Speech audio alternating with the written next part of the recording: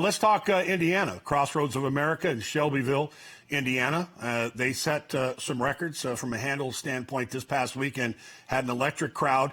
This many felt was the tougher of the two derbies, and clearly leading up to it, Big Truz opted here versus taking on Magnitude. And let's take a look at that stretch run in which Tip Top Thomas wins the Grade 3, Johnny V for trainer Todd Pletcher.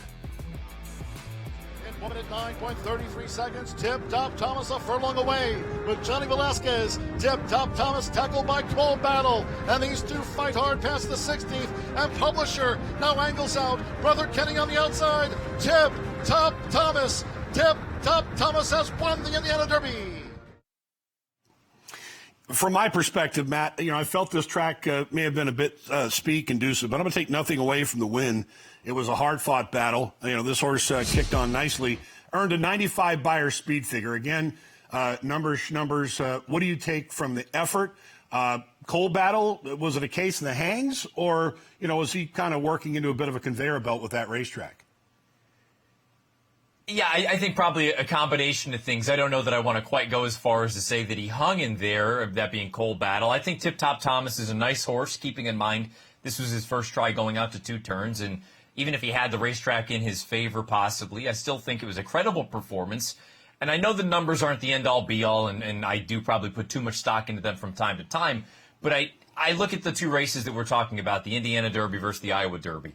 Maybe it was against better company, but I think Tip Top Thomas has quite a bit to find if he wants to run with the likes of a Magnitude or any of the other 3-year-olds that we'll talk about here just in a few moments. And it sounds like Todd Pletcher is kind of in that same boat as well. He hasn't mentioned him as a Travers horse. He says, you know what, maybe the Pennsylvania Derby, maybe some other spots, but at 10 furlongs, I wonder if that might be pushing it a little bit from distance limitations. He's a nice horse, no doubt about it. He deserves another crack against graded stakes company. I just don't really know where that may be down the road.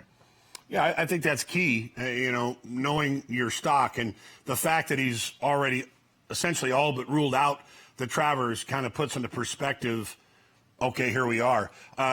Let's talk a little bit about Cole Battle.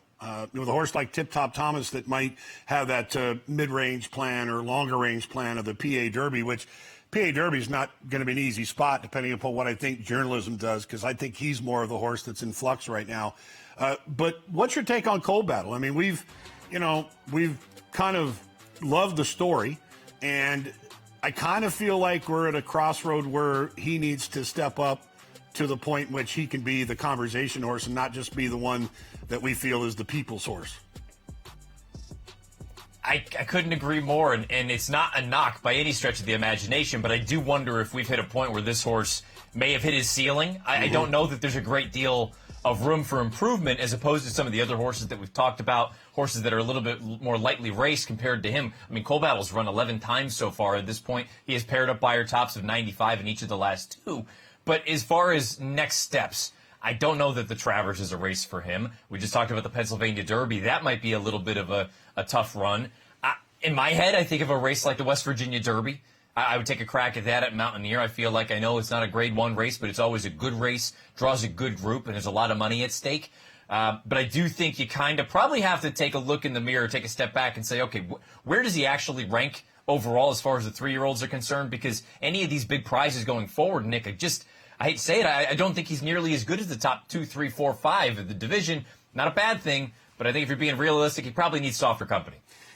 I mean, with a name like Cole Battle, you would think that the West Virginia Derby would be the most ideal spot with all those coal mines there. But, how can you not root, for those connections? And, again, between the ownership group, Norman Stable, and, of course, Mr. Briley. I mean, this has been a point in which, they have a lot of gratitude. And, I'm just hopeful this horse will get an opportunity, to maybe take a step back, to take 2 steps forward, perhaps have that chance again. Maybe a Breeders' Cup Dirt Mile possibility. I'd love to see him out here in Southern California.